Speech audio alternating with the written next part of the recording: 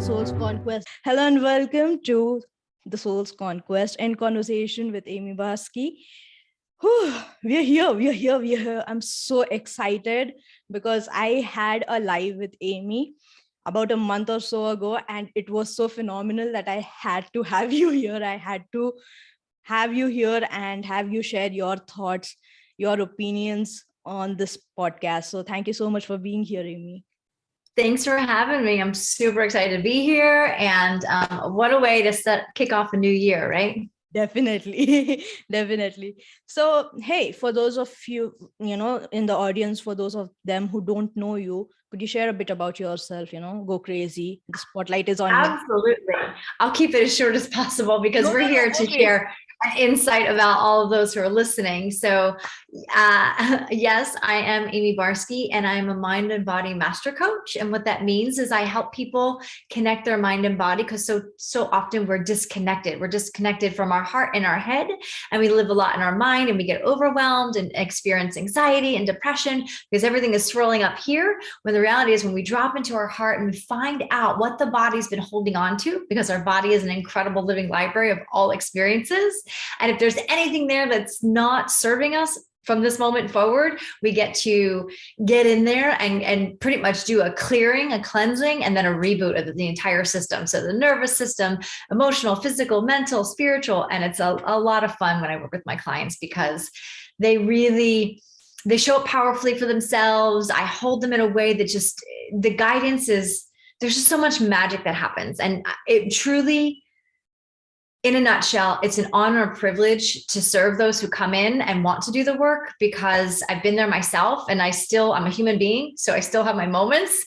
And it's not to say that, I'm perfect, because I'm a coach. I'm still human. And I love this human design that we get to create life as a playground is one of my philosophies. If I can remember that life is a playground, to figure out, how can I make this more playful? How can this be more easy? How does this get to have less stress and tension and more ease and flow and juiciness and joy around it? And so that's something that we're here to talk about today. So that's a little bit about me. Let's go.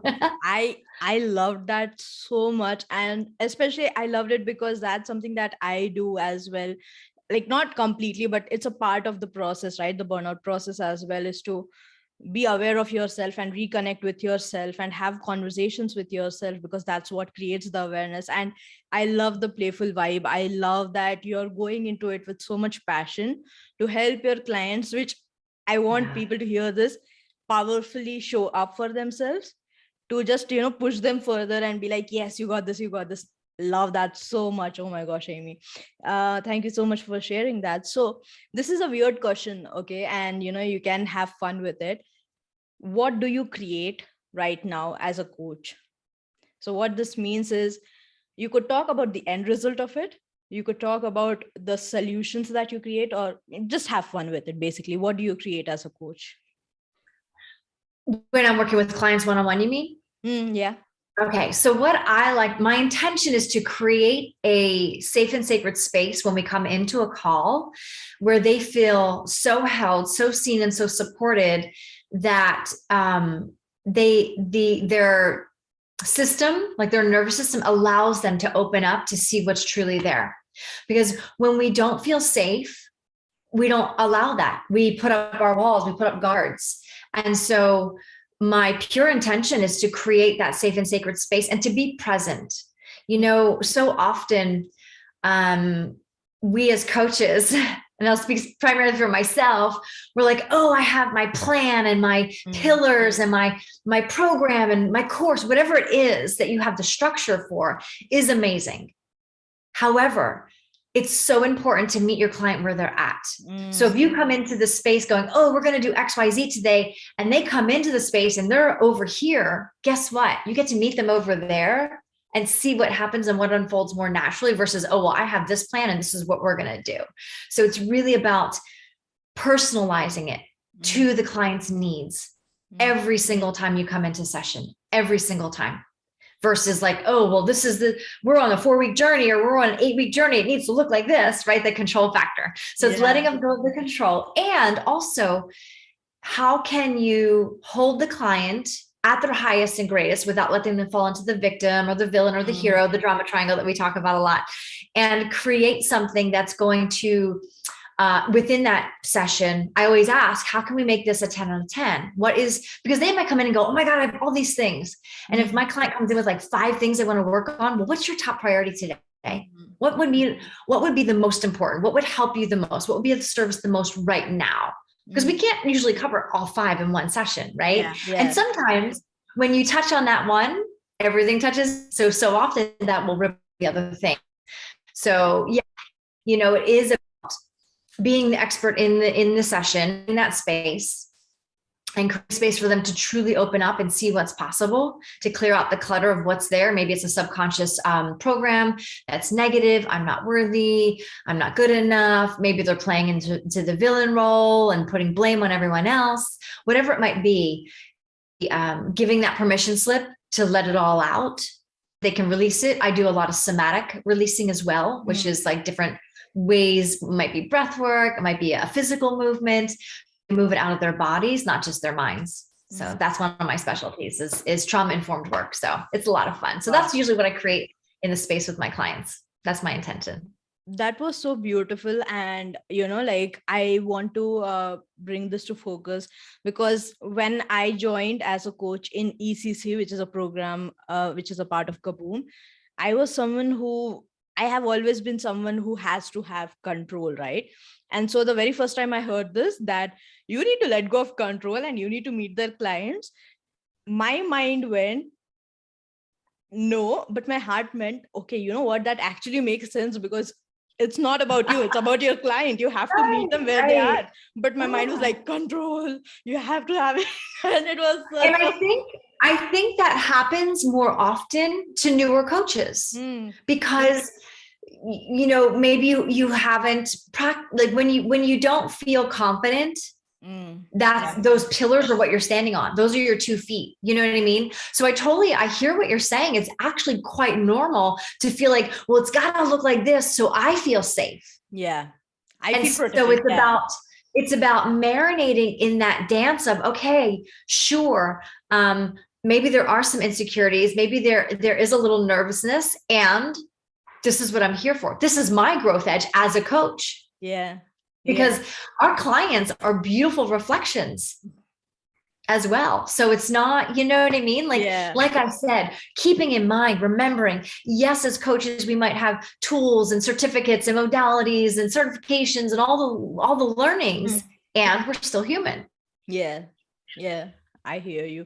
And I wanted to ask you this, for the people who are listening right now, for the new coaches who are out there listening to this podcast, could you kind of go a bit deeper into the drama triangle, what it means and how that kind of, amazing question. This is something that I have a lot of fun with, because it's like something that you have to put into perspective every time you are on a call, during a call, and after a call, I believe.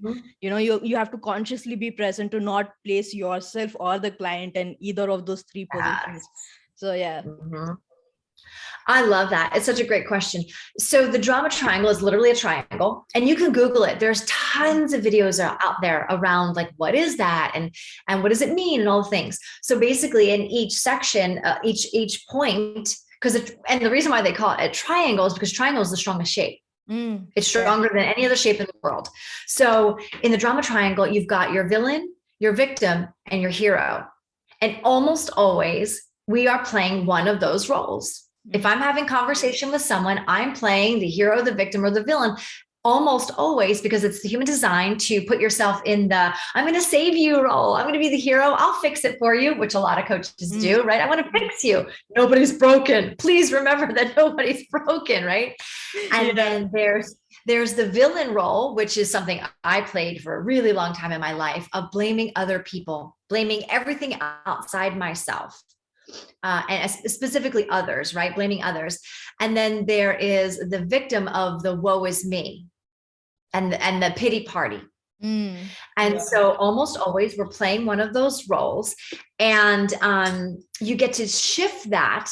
So you have the awareness of like, oh shit, I see myself saying, I'm going to save you, I'm being the hero, or I'm going to, pity party myself or pointing the finger at others. There's actually it's the empowerment. I don't know if they call it a triangle, but the empowerment dynamics. And so you can shift it from, a hero, victim, or villain into challenger, creator, and coach. So challenger, creator, and coach. And so those ideas of flipping the triangle into something that's actually a service. So yeah. Yeah, I love that. And, for content creators out there, as a content creator, I feel like we sometimes subconsciously also put ourselves in the drama triangle, like, especially when we are trying to put some educational content out there. Subconsciously, there is this mind shift that happens where we go, oh, I am going to educate this person because they have no idea about this.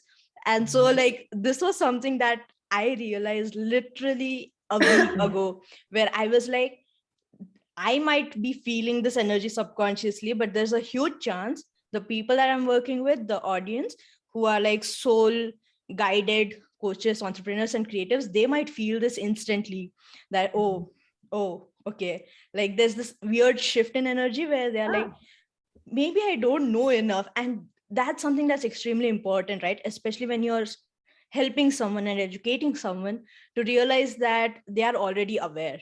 You just need to push them into that awareness that they are aware and reminding them and helping them remember. Yes. This is and it's really, I love that. I love that. That what you said is so on point. And it's also, what I'll add to that, it's teach what you know. Like teach what you know.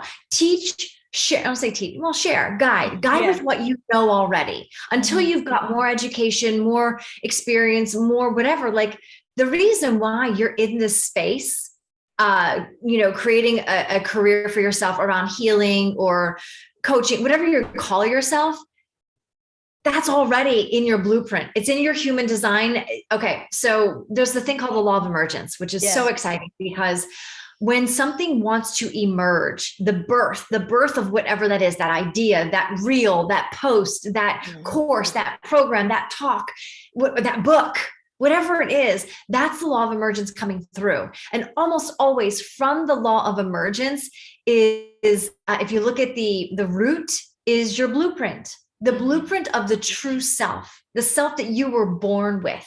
Because when we came into this world, we were pure, whole, complete, curious, excited. And this is called your true self. And in the world that we live in, we are inundated with culture, religion, food. How do you communicate? How do you deal with money? What does love look like? And this is all within your family, within the dynamics of your household, your environment. So if your environment, your circumstance, your situation is not in alignment with your true self, and it almost always isn't because there's all these dynamics coming in, then you start to wear a mask. I wear the mask of this is the faith I have to follow because my parents told me so. This is the belief I have around money because this is what I see from my parents' lens of like, oh my gosh, we never have enough money, save, or scarcity, right? Oh, this is the belief around food because this is what we eat. Maybe it's a family that eats a lot of fried foods or clean fruits and vegetables all the time. Like whatever it is, you're learning from the get-go and you are a sponge. And your brain actually doesn't stop developing until you're 25 years old. The bulk of it is up to 7, 8 years old of your belief systems. But after that, then you're practicing these belief systems and you're going out into the world and you're still learning and absorbing like a sponge, right? And so all of a sudden at 25, you are living this life and like 10 years go by and you're like, why do I feel like I'm stuck in a rut? Why do I keep attracting the same crappy relationships?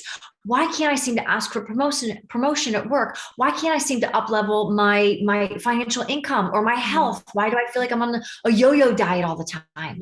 There's something in your subconscious programming, probably from your youth years, that is still running. It's still running the show. So until you get in there and reprogram, literally rewire your brain, which is so possible. Neuroscience is fascinating. They keep coming out with more and more studies, right? And so it's like, we know now that you're not born, with a certain amount of intelligence and like, that's it. Or a certain amount of skills and that's it. You get to actually, your brain is malleable. You get to Play-Doh and create and play and decide, like literally deliberately decide for yourself versus running from the old program. Yeah. It's really interesting. We upgrade our phones, we upgrade our computers, we take out the viruses, we clean everything, we put it back in, we get new ones. We don't do that for our own human design. And we're computers. Yeah. We are computers. Ooh, I love that. And, that makes a lot of sense because particularly in my journey, and this is something that I feel like all entrepreneurs listening to this podcast will relate to, like there are a lot of blocks that you might not be aware of. But then the minute someone says it, it just goes, oh, wait, I think I have that. Right? Like, that's me. Yeah. That's me literally. Like when I started out, I was like, yo, burnout soul coach, this, that. And then, I was like, but like, I'm not earning a lot of money, right? But I was like, it's just normal. It's just a part of being a new entrepreneur and being a coach in a world where a lot of people still don't know what a coach means. And so I was just like, yeah, I mean, this is normal, until someone just showed up and went, I think it was Preston, to be completely honest, who went, yo, this is some nonsense blogs that you have, right? Like, and that made me realize, holy shit, like, what the hell? Like, I have so many money blogs that go back to how I have perceived life since childhood and how I have seen my parents, my grandparents, and I heard stories about their grandparents, about money, and like I have always been in that scarcity mindset of, no. I noticed the lineage you spoke into. My parents, my grandparents, the lineage goes back. So there's where, and all the listeners, please hear this deeply. Compassion. You are working on a lineage of limiting beliefs. So almost always, you're not going to just flip a light switch and that's going to be different. You're going to practice this new belief system until you have embodied it. Yeah. And I just want to add on to that, right? Like, practice, that is so important, because unblocking your limiting beliefs is not a linear process. You're going to take 10 steps ahead in a day and then go back 20 the very next, because you had some stuff come up for you and you just went, maybe I was right, maybe my parents were right about saving money. And then the very next day you're going to be like, no, you know what, I am going to, like you said, I have the Play-Doh of how I'm building my life, and I choose to look at it in this way. And so you will go 5 steps forward. So it's not linear. It's completely normal while you are unblocking these limiting beliefs to go back and forth a lot of times till you find a pace where you're comfortable in going, till you are like, completely, like you said, embodied it within yourself that, hey, no, you know what? Yeah, I got this. So yeah, I love that. Yes. So I wanted to ask you, how did you start? Like, where did your journey start from? How did you decide to be a coach and, work with anxiety and mind and body connection? Oh my gosh. Yeah. I mean, we all have a journey. We're all on a journey. Your soul is signed up for a particular path. And, I mean, I could go down 1,000 paths right now. I think the simplest was, so in my childhood, I felt very disconnected. I felt like I didn't belong. I felt like an outcast, felt like the black sheep is what a lot of us relate it to. And I didn't have a lot of friends, and I isolated myself. Nor did I learn the importance of community and relationships, because I wasn't taught this in my household. Remember, going back to the environment that we grew up in. Yeah.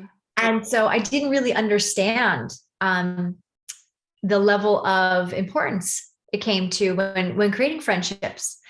And so I isolated myself, and which of course created more depression, more anxiety, more I don't belong, I don't fit in, more stories that I told myself, right? And I just felt that way most of my life. I felt that I didn't fit in no matter what I did or what group I belonged to. And it was a story that kept going on and on like a hamster wheel in my mind, which created just more and more isolation. And I believed in the story of, this is what you should do with your life. You go to school, you get an education, you find yourself a good job or a job to pay the bills. You get married, you start a family, you have all the things, you have a home, a car, all vacation, all the things. And, and so I was feeling lots of pressure in my 30s. I was with a particular gentleman in a relationship. We were engaged. We weren't married yet. And I thought to myself, oh my gosh, if I don't do this now, what are people going to think of me? And I felt a lot of pressure from society, family, all the above. And so we went ahead, we got married. We were already having conflict before the marriage. It was on, if I'm truthfully honest here, like I was hoping getting married would save our relationship. I thought that would like fix things. Yeah. No. Now, mind you, I wasn't doing my inner work. I had almost zero connection to like spirituality or just even like evolution of being a conscious human being, whether you want to call it spiritual or not. And I ended up, my brother passed away right before, a year or two before the wedding. And I was in this frantic state of mind of like, who am I in the world? What is death? And then 6 months after he passed away, another friend of mine committed suicide.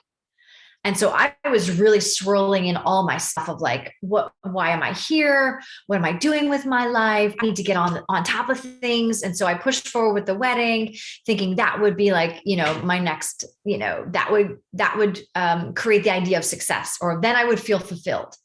And honestly, it just created more turmoil. It deepened my disconnect to myself. Like I truly felt it. I was more aware of it. Wow, I'm so disconnected. And so I started asking questions. I started doing a little bit of self-development. I actually started with meditation. I started with simple meditation, just sitting with myself. And I was on a path to evolution, and it was creating a huge rift in my relationship. And so finally I said, you know what?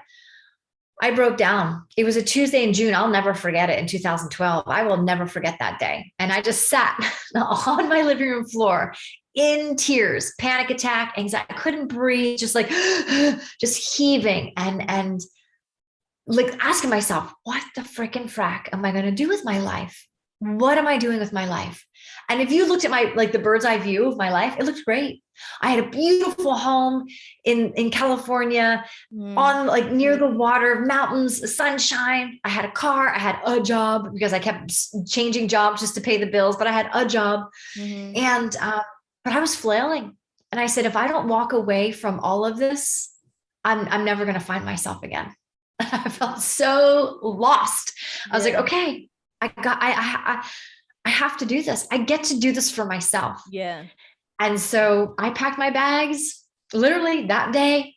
I spoke to him. I had a conversation. I said, this is where I'm at. This is what I need. And And I chose myself for one of the first times in my life, because I was a good people pleaser. Yeah. And so, yeah, it was wild, because I got to hit the reset button. And it was hard. I stayed with friends. I slept on a couch. Like I did all the things to like get back on my feet. But what was really beautiful was that it was like doors started to open. I started practicing Kundalini yoga, which is a much different idea than what I was doing meditation wise before. I have it. Well, you know what this is. Yeah. It's an Adi. Yeah. That's one of the Kundalini symbols of creator of life, infinite love, and dark shadows and light and all of that. And it blew my mind that I could do this for myself. And so if there's one thing you're walking away with, please walk away with this. Don't wait until something tragic happens, like a divorce, like a death, like an illness. Please, if you have a nudge on your heart that you're like, get on that train, listen to that nudge, listen to that. That's something there. And I didn't listen to mine for a really, really, really long time. So like, I encourage you, I know sometimes I guess we have to hit that rock bottom point. We don't want to listen to other people. Yeah. Because we can't see it. We're in it. We're like, I'm in it, but yeah, so that was the beginning of my journey. I went and I had a ton of beautiful experiences with Kundalini yoga. I studied with a mentor for about 2 years. Then I started working with a trauma coach to help me with my own trauma, because anxiety and depression is the symptoms of trauma. And if those are like, what the heck is trauma? Trauma is too much, too fast, too soon. When your nervous system gets shocked and it goes into a state of fight, flight, freeze, or appease, and you're like, and in that moment, within that 24-hour period of having that experience of trauma, your body goes into response and it creates limiting beliefs to keep you safe. It does it to keep you safe. However, almost always down the line, it's actually holding you back from living in the present time. It's keeping you in the past. And so I did a ton of trauma work. And as I was doing my trauma work, I was actually teaching yoga and Pilates. Yeah. And I started to share what I was learning in my classes. I would just share it and be like, oh my gosh, and I talk about the mind, talk about emotion, talk about this. So many people were like, are you also a coach? Do you and I was like, no, not me. No. Because I didn't believe that was possible. And then I started working more and more with coaches, and then started learning and understanding, really just truly moving through the tolerance level that gets to expand in our minds, because that's usually what's small and that's what's blocking us. And that was the game changer, just really doing the work for myself and going, I want to share this. I want to share this with everyone and anyone. So I started doing women's workshops. I started doing like really cool breathwork events and things like that. And so that just expanded into great. I'm going to take this on full time. So this is luckily, I'm very lucky and blessed and privileged, like I said earlier, to do this work, and that this is my main focus. And I do so this is in a nutshell, my whole entire life, I've been some type of teacher. I've taught dance and gymnastics. I've taught reading, writing, and math to kids. I've taught yoga and Pilates. Like I've always been some type of teacher or guide. And it feels so natural. It feels so normal. Yeah. And I want to celebrate you, because that's something that happened with me as well. The feeling natural about it, when I have been someone who's been shifting jobs, and I always thought, because this was my multi-passionate tendency of doing something, getting excited about it, going in full, with a lot of focus, and then suddenly getting bored with it. And I used to be like, okay, you know what, I think that's just me, until I started coaching, and I was like, this feels so natural to me. Like I still haven't had that moment of I'm getting bored with this, because there is so much to learn and I'm having so much fun with it. And I think that's crucial, right? Like, and I feel like everything that I've done so far led me to the point where I am right now, where I can feel excited about coaching. And so I want to ask you, if you were to do it all over again, would you do it? Do what? The entire journey, right? Like from the very beginning to where you are right now, or even parts of the journey, would you do it? And if it's too personal a question, I would do things differently. And not that I regret it, because it got me where I am, but I would definitely make different choices for sure. I just feel, I would. And I didn't, and specifically with coaching, I remember I wanted to start an online program. I had an idea in my mind that I was doing it in live events. It was called The Shift, which is my method that I'd created. And I was doing live events called The Shift. And I was like, I want to create an online program where people can experience this from all over the world.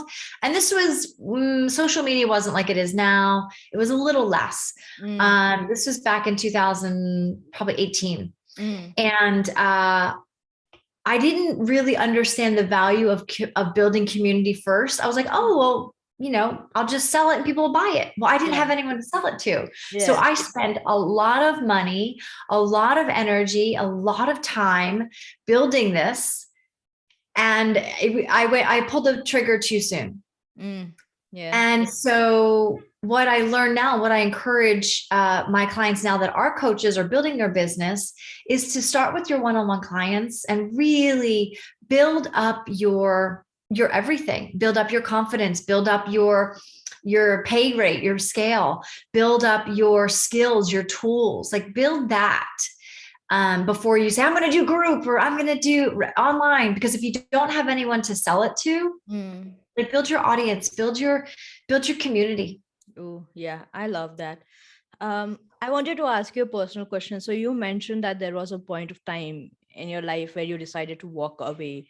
Did that at some point, because of your people pleasing tendencies that you mentioned before, feel like you were running away from it? And did that prevent you from, like, was there a little bit of hesitance when it came to walking away from it? Like, was there a little voice in your mind that went, don't, My marriage, you mean? Yeah. Well, to be truly transparent, I stepped out of it a few times in the relationship and in the marriage. We had moments where we took some breaks. Yeah. Because I was like, this isn't working. And I didn't have the bravery. I didn't have the courage to hold my grounds. Right. And I didn't have the skills or the tools to understand what a healthy relationship actually could be. Because I feel if two people love each other, they find their way if they're both in the work. Yeah. And we actually did try therapy.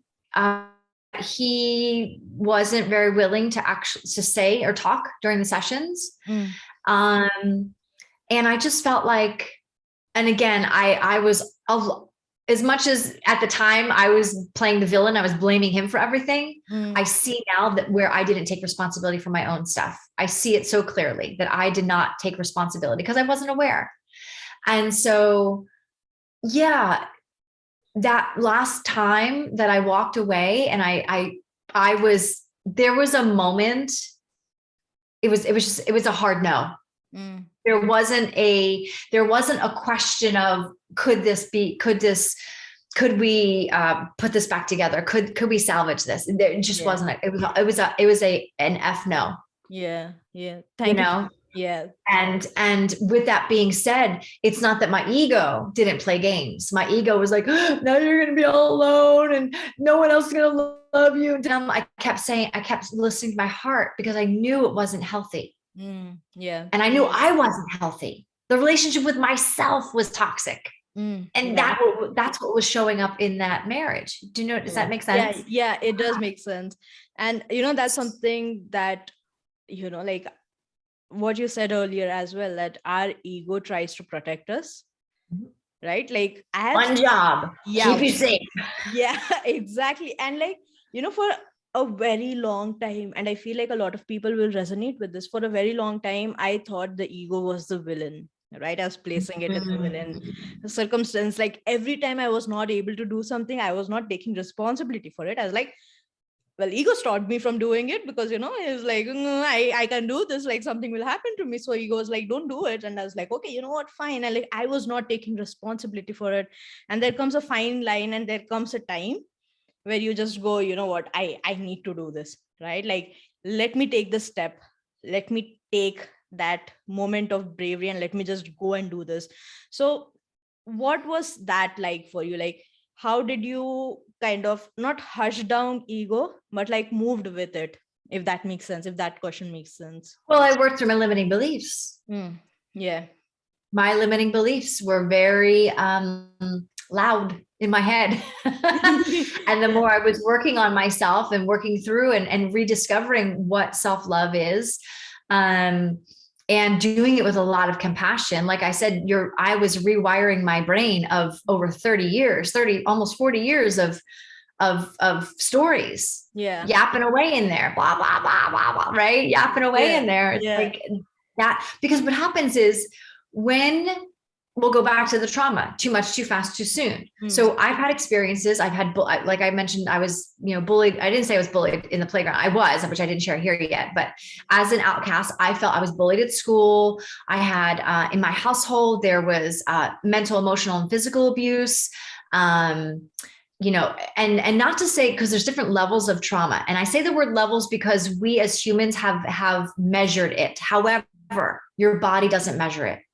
Your body doesn't measure the difference between a rape or a bullet on the playground or your teacher telling you suck at math. Like your body doesn't know the measurement, the scale. It just knows trauma, too much, too fast, too soon, heightened, sympathetic, freak out, belief system plugged in. I'm not good enough. I'm not lovable. I'm not deserving. I can't make money, whatever it is. So I was working through those belief systems, and that's what helped me unplug from the old belief and plug in, recreate new belief systems that are actually conducive to my present life of what I want to create for myself. And that's what I take my clients through, subconscious reprogramming. Yeah, I love that, mostly because I feel like, because you have mentioned that you work with and around anxiety as well, like as someone who's gone through anxiety, I feel like there are a lot of times where we hear this voice, we hear our ego basically trying to protect us, and doing that by overthinking and creating this entire scenario of what can go wrong, like the worst case scenario, and then going 2 steps ahead and creating an even worse case scenario. And you just go like, and like, you're aware that this can't happen, right? Like this is something that's extremely impossible, but your ego makes you believe that it's possible and it's going to happen to you. And a lot of these fears also show up for new entrepreneurs, right? Like personally for me, when I started coaching, I was like, and this is such a weird story and I share it very rarely, because my mind went, I am going to empower people, but what if they take decisions that hurt them because they were empowered? And what if it all comes back to me? And then like, I will feel guilty about it throughout my journey. I'll be like, oh, I made that happen. Like, and what if people in their family are gonna go like, oh, Madhurima spoke to her and like she was feeling empowered and so she did stuff and that made, that hurt her, and so Madhurima is the one to blame. And I was just like, that makes sense. You know what? I should not do coaching. This is so scary. And like there was a voice going on in my head that, yo, this is too unbelievable to happen. And still there was this fear in my heart, this belief system that it might happen, right? Like there's a good probability that it might happen, and so you should not do this. So I want to ask you, like, what, like, even in your journey, you said that you were not, like when people asked you whether you were a coach, you didn't believe in yourself enough. So what made you believe in yourself? Like what made you go? Well, we're back to limiting beliefs. It's removing the old belief system and plugging in a new one, knowing your worth, knowing your value, we'll go back to the blueprint. Yeah. Right. We'll go back to the blueprint, the law of emergence. If something is being birthed, if you have this nudge on your heart, there's something there that wants to be birthed, whatever that is. It could be anything. It could be like, I want to write a book. It could be whatever it is that's there. There is a beautiful, if you will, signal to say, wake up. Yeah. Let's do this. Right. And so the more you clear out the limiting beliefs that are standing in your way and declare yourself what you truly are and who, and like who you are and how you want to show up and notice take full ownership of your value in the world, because it's your gift. Only you can deliver the gifts that you have. I could say the same words that you're saying and they're going to come out differently. Yeah. Because my essence and my energy is not yours. Yeah. And that's why we need so many coaches or healers or whatever you want to call yourself, because only you can deliver that gift. No one else can. And only your people are going to resonate with you. Like that kind of person is going to go, wow, I can't tell you how many clients I have. Amie, I love your energy. I want to drink the Kool-Aid you're drinking, because they relate to me and how I show up. Yeah. I see other people that are coaches and healers and all the above in the world. And I love what they're saying, but I don't relate to their energy. See what I'm saying? Right. We're energetic beings. We're energetic beings. This is what we attract. And so you get to honor that feeling, and, I want to share with you, a few times you use the word voice. I hear this voice in my head. Yeah. Would it be fair to say that you could exchange I heard the voice in my head for a part of me, a part of me wants to do this. Yeah. So good. I just want to clarify that real quick, because we as humans have a system. It's called the, okay. So I'm trying to make it more relatable, like a metaphor. Okay. So we have our families. You have your mom, your dad, your brothers, your sisters, your aunts, your uncles, your friends, your community, right? So they are your external family systems, right? They're outside of yourself. Yeah. Well, in the human design, we also have an IFS, which is the internal family systems. And we call this parts work, which is what I take my clients through a lot as well. Again, I have a multiple toolkit, and parts work is so fun because, like you said, I hear this voice in my head. That is a part of you saying that part of you could be self-doubt, fear, anxiety, overwhelm, the worrier, the people pleaser, the self-saboteur, right? These parts of us show up, and they are there again to keep us safe. And they were born or birthed at a certain time in life to keep you safe in a particular experience that you had. We'll label that as trauma. Right. And so these parts come up and they overtake the higher self. And so when I take my clients through a parts session, we're specifically speaking to different parts and allowing them to come to the surface, be seen and heard and felt and expressed and all the above. And then we ask particular questions to help these parts simmer down so that your higher self stays forward and present, almost like Beyonce. Beyonce's the star of the show, right? She's doing her thing, right? And then behind her are what? You've got backup dancers, you've got musicians. Well, these are all your parts back here. Well, you wouldn't want the horn to come up on a Beyonce show and start being the star of the show, right? You paid for Beyonce. You paid to hear her in concert, in live time, right? So your higher self is forward, but sometimes these other parts start to, again, we'll call it the false self, putting the masks on. So we've got to get back to the higher self. So we move those parts to the back. We give them different jobs so they still feel important. And then we move on, right? And of course, practice. I love that. And like two things I'll say, right? Like from that, the very first being that we need a lot of coaches and healers and entrepreneurs who drive, who are love driven rather than fear driven. And I know a lot of people starting out, there is this insane fear that there's someone out there doing the same thing that I'm doing. And so maybe I should stop doing this because I feel like they are doing it really well and I'm not doing it that well. And I just want to remind you, right? Like, because when you were sharing this story, this part of the thing, I was like, this makes a lot of sense, because imagine having a family recipe, right? Like my mom makes this amazing dal, and which is basically legume soup, if you will.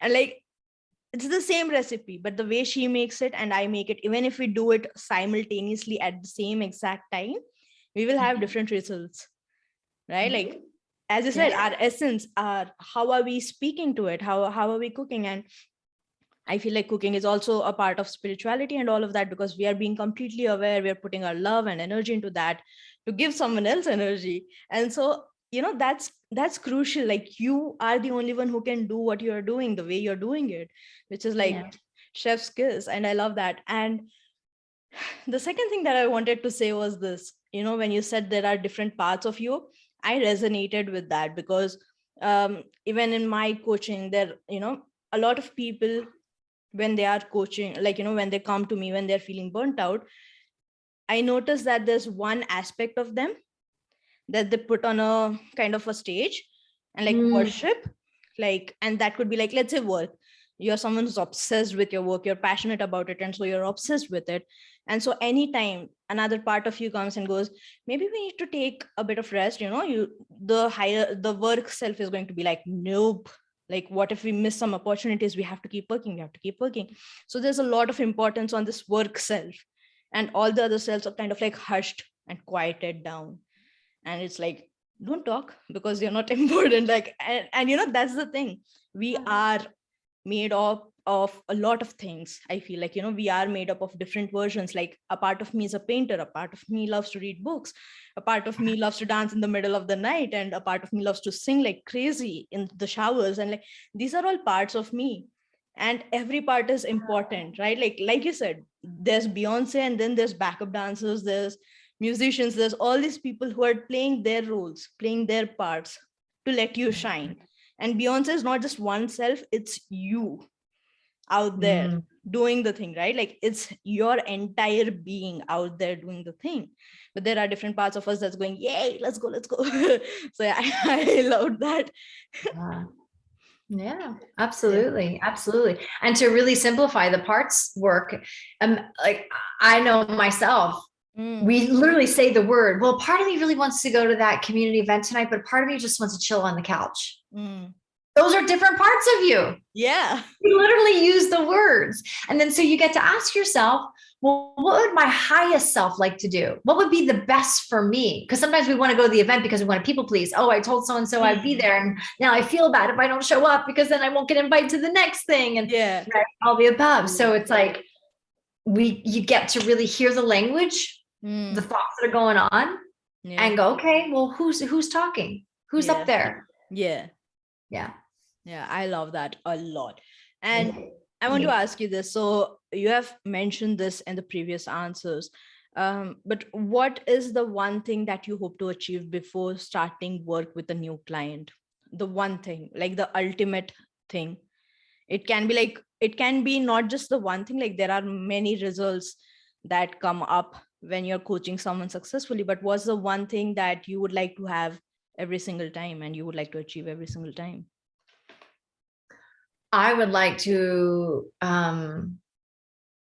them to feel super safe and held in whatever they're moving through. And why is that important to you? Like, That's important because when that doesn't exist, it's hard. It's much, much, much harder to get to the root of what's going on because they don't feel safe to open up. Oh, I love that. I love that a lot. And you mentioned this earlier that you help people. I'm so sorry for everyone listening and can hear my dogs barking like crazy. It's a ritual by now. Like every podcast has to start with the dogs barking. Has to happen at least once during the meeting for it to be like a lucky charm kind of thing. Like it has then we met the requirements today. We definitely have. So you mentioned that you help, like during the process, you help them reprogram themselves. Now, as a coach, I know that's possible, but I want you to kind of briefly explain how this works. Like not the entire process of it, but what's the method, what's the system that goes on, what are you doing basically when you're helping someone reprogram their mindset? Well, I love this. This is a great question. And there's so much, wow. Okay. How do I keep it short and simple? The easiest way to explain it is we are reprogramming the mind, right? So first off, how do we reprogram something? Well, we need to know what's programmed already. So if I don't know what the programming is, then I can't reprogram it for the most part, right? Love it. Yeah. So ideally we want to go in to a particular experience or age range, or we want to go in and see what's there. So it's almost like what do they call those? Archaeologists. You're excavating. You're excavating what's there. And so now we know, and I call them commands. These are the commands you've been telling yourself, which are also limiting beliefs.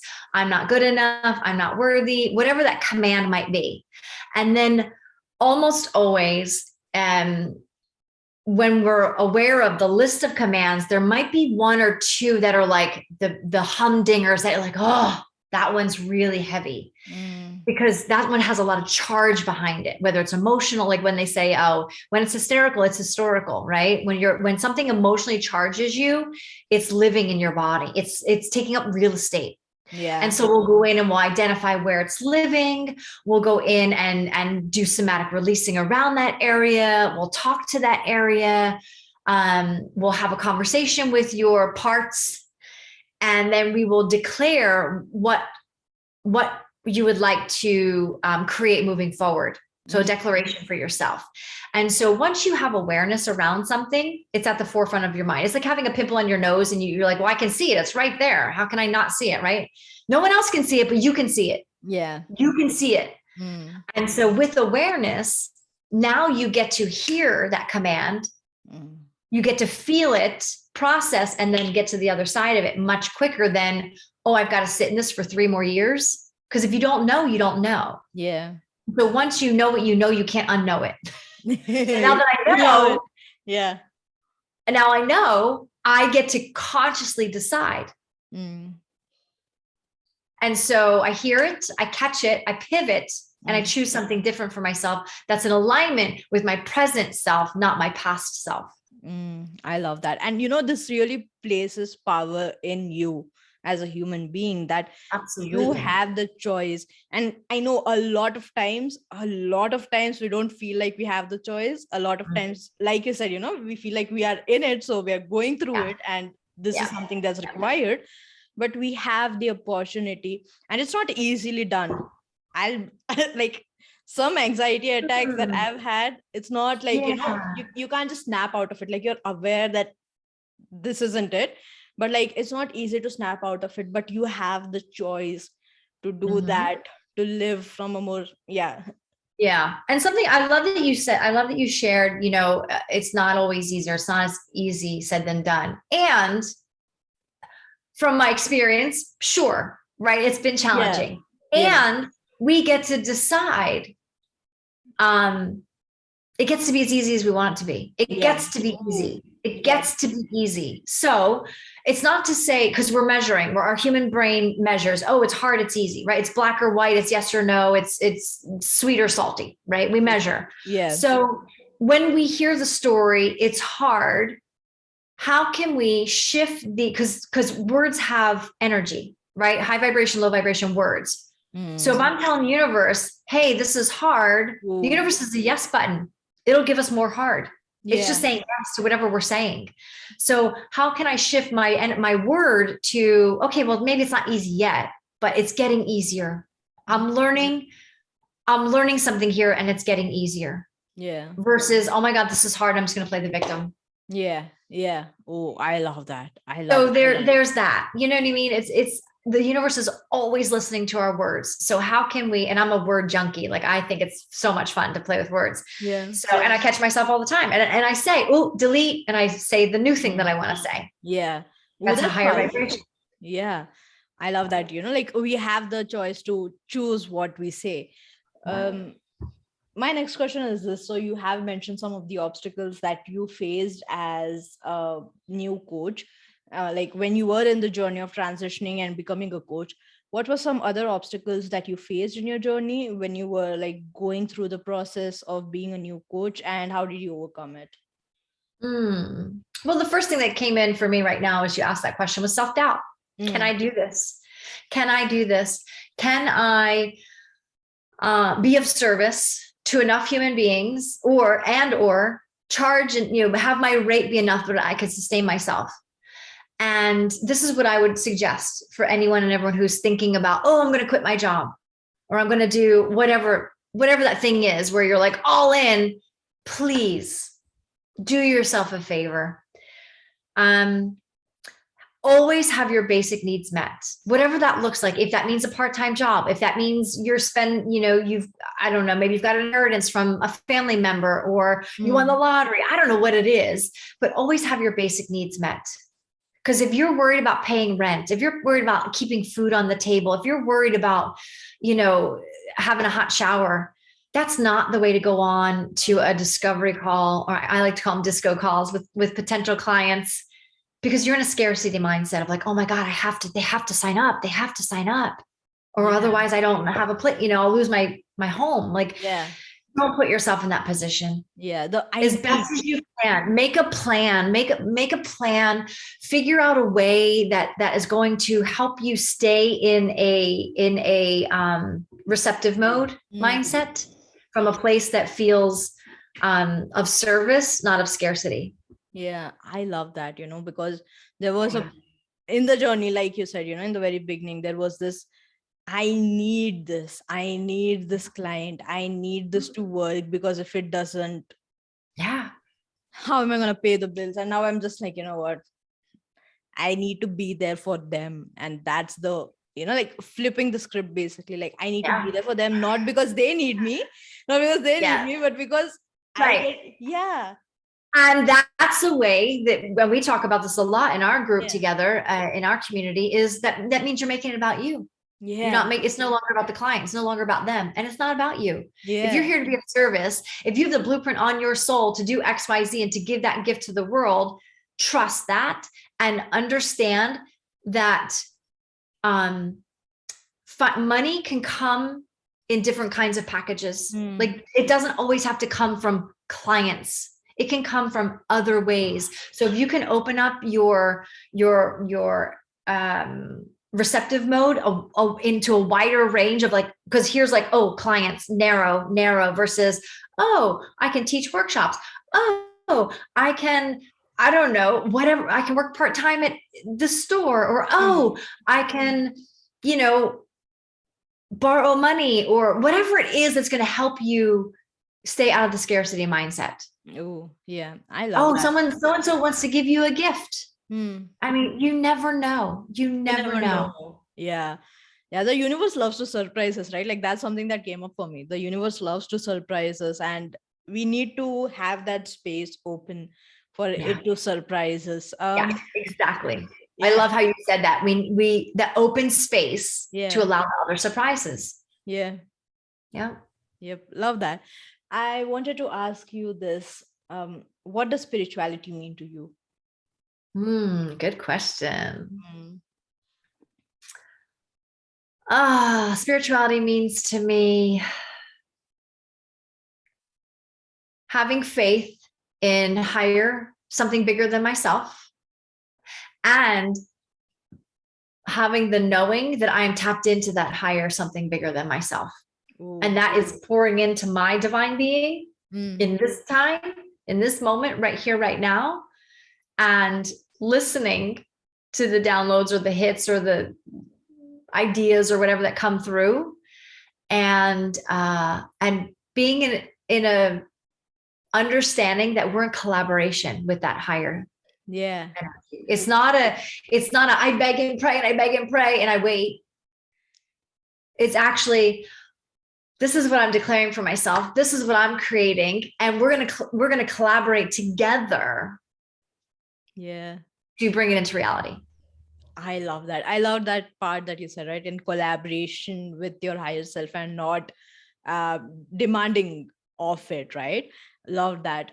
As this is a spiritual podcast, I wanted to know, do you have any self-care or spiritual things that you love to do in your life? Oh, yeah. I mean, I have crystals, like this is lapis, this is moonstone. I love crystals, and I'm still learning about them. So I don't know all of their qualities and things. I'm still learning.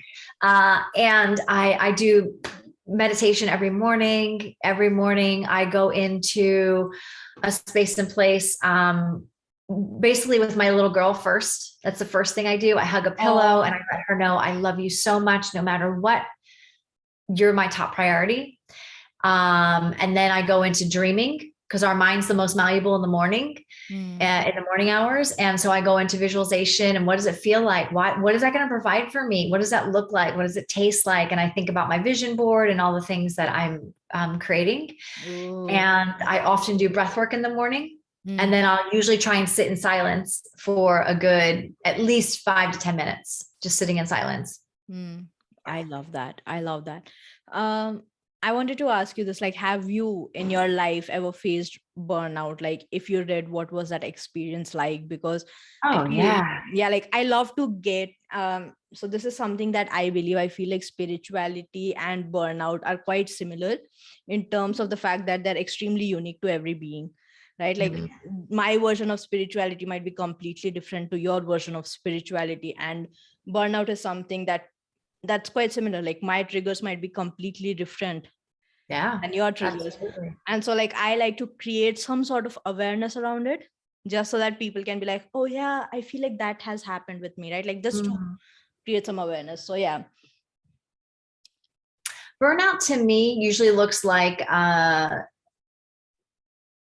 tired, fatigue, a lot of uncertainty, like fogginess in the mind, like I can't focus, and getting like snappy really quick. Ooh. like snappy with people, like kind of like reaction versus responding. Oh, I So, love that. Thank you so much for sharing that. My next question is this: what has been your soul's conquest, and what is your current soul's conquest? define conquest. Okay, so when I say the soul's conquest, I often imagine that we are on this journey called life. Our soul is reaching the destination, which is going from life to death. But we, like in video games, we often go on a lot of side quests, which helps us gain like potions and equipment and lots of stuff that helps us in the main quest. And so the soul's conquest is kind of like the side quest that helps us in our journey called life. So yeah, I feel like what has been a prominent, let's say, soul's conquest of your past, and what's shaping up to be a current soul's conquest? I'd have to say I've never thought about that, the video game thing, because I'm not a big gamer, so I don't really know much about it. But Neither I am did I. play when I was a kid. I played like Pac-Man and things like that. Yeah. Um, and so I'd have to say I actually just signed up for a new breathwork somatic releasing workshop to learn more things. Yeah. And so that's one of my conquests that starts in February. Excited Yeah. about that. Ooh, love that. And how that will support my ultimate creation as a coach is to have more tools for myself and to be able to give those tools and guide those tools through with my clients, because I also am a firm believer that I can't take my clients where I haven't gone yet. Yeah. And so I get to do all of this work within so that I can bring it on, internal to the external. So yeah. How important do you think is doing the inner work for a coach? Like, we'll focus on the coach, right? Like entrepreneurs, creatives, all have to do that. But like, as a coach, what is your personal experience in doing the inner work? Well, I'll be blunt. If you're not doing the inner work, you shouldn't be coaching. Oh, yeah. Yeah. Period. If you are trying to teach someone something you haven't experienced yourself and gotten to the other side of, or on your way to the other side of, then you're not supposed to be freaking doing it. I think that's what I would call fraudulent practice, or maybe even dare to say imposter syndrome. Like you're trying to be someone, but you're actually not fully embodied in the practices that you're trying to guide someone else through. Yeah, I hear that. Like, like that inner work is something. And I don't want to discourage you if you're like, oh, well, I don't have any clients yet, or practice on give your, like, get together with your friends and say, hey, I'm learning this. Can I practice? So that they understand it's a practice. Yeah. They understand it's like a beta test, if you will, or something like that. Yeah. No, unless it's like journaling prompts. Do you know what I mean? If you're taking them through somatic releasing or subconscious reprogramming or breath work or trauma informed, moving through trauma loops and things like that, like, you better damn well, I feel, have already moved your way through. Yeah, no, I hear you. And I feel like that's a bitter pill to swallow, but it's the reality of it, right? Like, you've said this before as well, that you don't feel comfortable taking somewhere there where you haven't been, where you haven't like done the work. So I completely agree. Like, again, inner work is something that's long and it's constant. And I want to preface this though. And it's not to say that you have to wait till you're perfect, because you're already perfect, period. You're perfect, whole, and complete as you are. Yeah. My point is, I wouldn't go and try something that I saw on Instagram because someone did on a client until I've actually experienced it. And so I can speak from my heart, not my head. Right. And say, here's the experience. Yeah. I love that. I love that a lot. My next question is this: what is something that has recently created a lot of impact in your life? What kind of impact? Any kind of impact, like, happiness, sadness, lots of emotions, some impact that, like, you noticed the impact. Like, I'd like to say it like that. You've noticed, you were aware of the impact, not something that went by you and you know, like, Yeah. yeah. Well, I mean, my father passed away in the fall, and that was a massive impact on myself, my family. Yeah. Yeah. I'm sorry, but thank you so much for sharing that. Of course. Yeah. Yeah. My last question to you is this: what is the one last thing that you would like to leave my listeners with? First off, thank you for listening. Thank you for being here. Thank you for being the epic human that you are in the world, for whatever that you do, your gifts, your talents, your services. Thank you so much, because the world needs you, whatever that is. And if you need support, if you felt like a certain thing that we spoke into resonated with you, please reach out. Remember that you're not alone in the world. And you get to have support in your journey. It's a gift that you can give yourself. And I can promise you this: once you do, if you haven't already, you will do it for the rest of your life, because it is a game changer. Oh, yeah. Get yourself in community, get yourself into a support system, whether it's a one-on-one coach, something so that you feel fully supported, because the journey that you're on, especially as an entrepreneur, can be challenging. It can feel overwhelming. It can feel impossible at times. And if you surround yourself with people who believe in you and give yourself that permission to feel supported by asking for help, which is one of the hard things we all often resist, especially as women. Yeah. I'm telling you, it will change your life forever. Oh, I love that. I love the part where you said give yourself this gift, because seriously, it's something that we have the ability, right? Like, we have the ability at any point of time in our life to give ourselves any sort of gift that we might require. And it's not supposed to be like, it can be something that's expensive, it can be something that's free, can be anything, but like, start. I feel like that's important when it comes to helping yourself, as well as just to start your journey and figure things out as you go. Thank you so much, Amy. This was such a wonderful conversation. I had so much fun. A lot of things resonated. And I feel like that's something that a lot of people listening to this podcast at whatever point in their life will resonate to as well. So thank you so much for sharing your journey, sharing what Thanks for worked. having Yeah. me. Yeah. Thank you so much.